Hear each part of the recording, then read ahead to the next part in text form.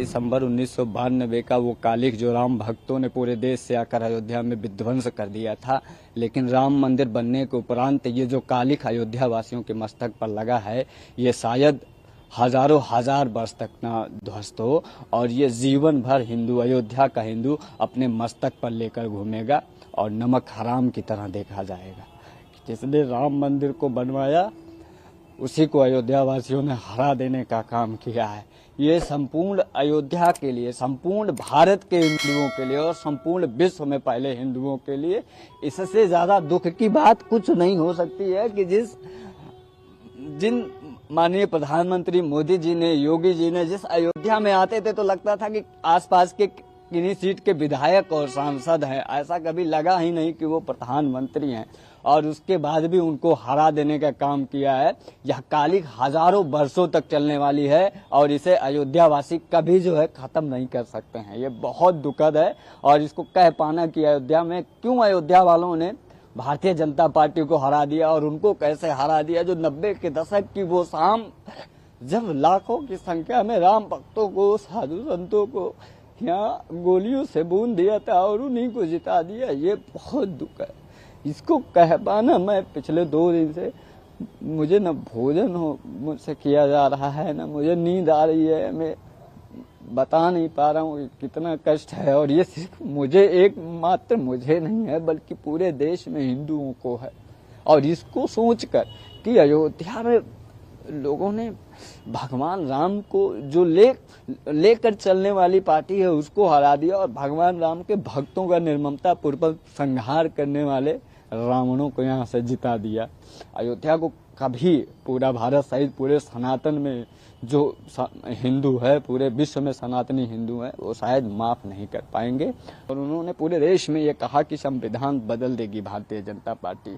इससे ज्यादा दुखद और क्या होगा। संविधान बदलने की किसी में क्षमता नहीं है। मैं बहुत दुखी हूँ और लगभग 5 लाख वोट जो है तो भाजपा प्रत्याशी लल्लू सिंह को मिला। अब उसमें विपक्ष जो है षड्यंत्र में सफल रहा। विपक्ष ने क्या किया कि एक दलित को यहाँ से जो है जनप्रतिनिधि बनाया, इसलिए कि उसको पता था कि जो यादव वोट है, मुस्लिम वोट है, उसको मिल ही जाएगा। और जिनको प्रत्याशी बनाए वो दलितों के नाम पर, कुछ जातिवाद के नाम पर कुछ वोट ले लिए और कुछ तमाम कारण रहा। एक बार जो है तो भाजपा के राष्ट्रीय अध्यक्ष ने कह दिया था कि आरएसएस की जरूरत अटल जी के समय थी, अब हम बहुत मजबूत हैं। तो हिंदू संगठनों की उपेक्षा भी इसमें कारण रहा। और दूसरा एक जो बड़ा कारण था अयोध्या की सीट हारने का, तो चीन और पाकिस्तान के एजेंट भी यहां लगे थे हराने के लिए, क्योंकि वो देख रहे थे कि भारतीय जनता पार्टी जो है उसका जो राजनीति का केंद्र है वो राम मंदिर है। तो चीन और पाकिस्तान के एजेंट यहां रात रात घूम करके और वो जो है यहाँ पैसा भी काफी बांटे हैं। तो वो दलितों को और ओबीसी को जो है तो समझाने में और खरीदने में कामयाब रहे। हालांकि हम लोग शर्मिंदा हैं और जो राम भक्तों के ऊपर गोली चलाया उसका प्रत्याशी जीत गया, जिसने राम मंदिर बनाया उसका प्रत्याशी हार गया। यही कुछ जो है कल्याण समय के समय भी हुआ था। ये अत्यंत दुखद रहा और यह कमी जल्दी पूरी भी होगी।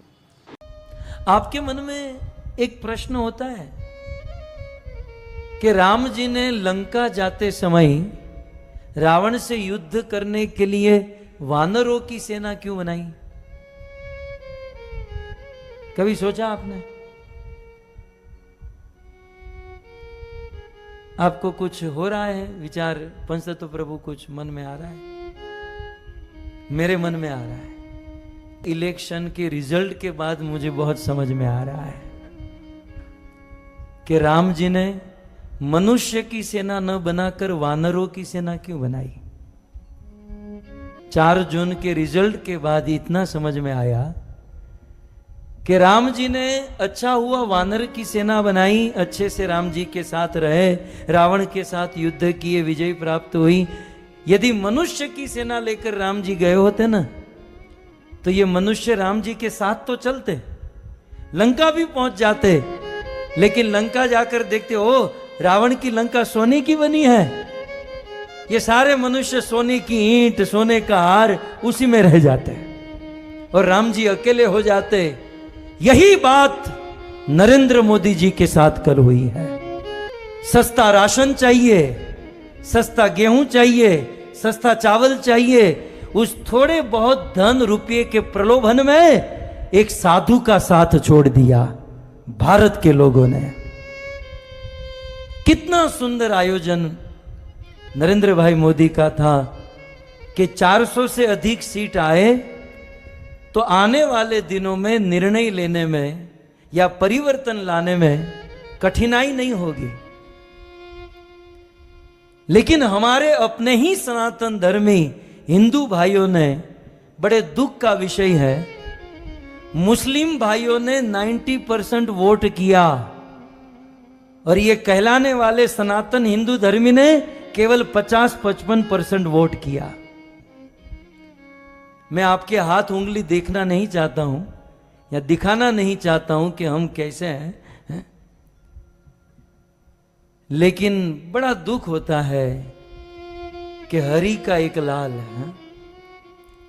70 साल के बाद कोई एक हिंदू सनातन धर्मी, सनातन धर्मों को आगे बढ़ाने वाला, भारत का नेतृत्व करने वाला, भारत को विश्व गुरु बनाने वाला एक आदमी आया और 10 साल काम करके एक मांग रखी थी कि अब की बार 400 पार, लेकिन 300 पार भी नहीं किए हैं। आधे लोगों ने वोट ही नहीं किया और जिन्होंने वोट किया वो प्रलोभन में फंस गए।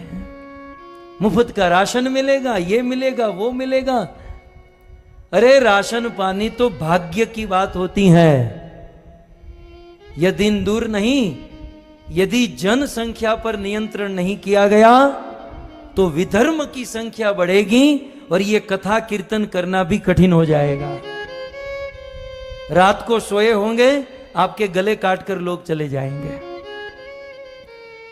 इतिहास के पत्ते पलटे न। छत्रपति शिवाजी महाराज ने यह मुहिम चलाई थी,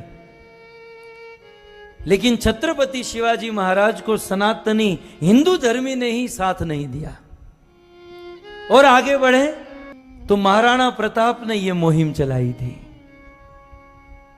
उनके अपने ही लोगों में फूट पड़ गई और उन्होंने साथ नहीं दिया और आगे बढ़े। भारत आजाद हुआ तो सरदार वल्लभ भाई पटेल ने मुहिम चलाई, लेकिन उनको ही अपने ही लोगों ने साथ नहीं दिया। और आजादी के 70 साल के बाद एक आदमी 10 साल के अगाह परिश्रम के बाद 400 पार जाना चाहता था, लेकिन हमारे अपने हिंदू सनातन धर्मी ने ही उनका साथ नहीं दिया। मैं तो मोदी जी को यदि मेरी आवाज पहुंचे तो यही सलाह दूंगा, भाई आप 70 साल के हुए हो, खा पीकर मौज करो, ये किसी के नहीं होने वाला है। इनको गुलामी करने की आदत ही पड़ेगी। दोस्तों, ये वीडियो देख के मुझे बहुत दुख हुआ है। दुख इस बात का नहीं है कि अयोध्या में नरेंद्र मोदी जी हार गया, इस बात का दुख नहीं है। दुख तो मुझे इस बात का है कि हमारा हिंदू ही हमारा दुश्मन बन गया है, क्योंकि अपने के खिलाफ जब लड़ने लगता है ना, इस बात का दुख बहुत होता है। और आप लोग समझ नहीं सकते कि हम हिंदू ही हिंदू का दुश्मन बन गए। ये बात आप लोग को अपने आप समझ में नहीं आएगा। कुछ देखना पड़ेगा, कुछ सीखना पड़ेगा, कुछ सुनना पड़ेगा। ये सब करने के बाद ही आप लोग को समझ में आएगा कि हाँ, ये बात तो बिल्कुल सच है। आप लोग आज ही देख लीजिए, किसी ने अपनों के अंदर क्या थोड़ा प्रलोभन डाल दिया है, थोड़ा लालच डाल दिया है, तो हिंदू का दुश्मन बन गए हैं। ये गलत है भाई लोग।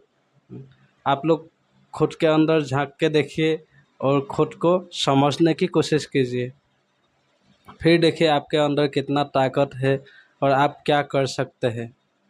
ऐसे तो आप अकेले कुछ नहीं कर सकते हैं, क्योंकि अकेले करने के लिए जितना ताकत चाहिए होता है ना, उतना ताकत एक आदमी के शरीर में उतना ताकत कभी नहीं होता है।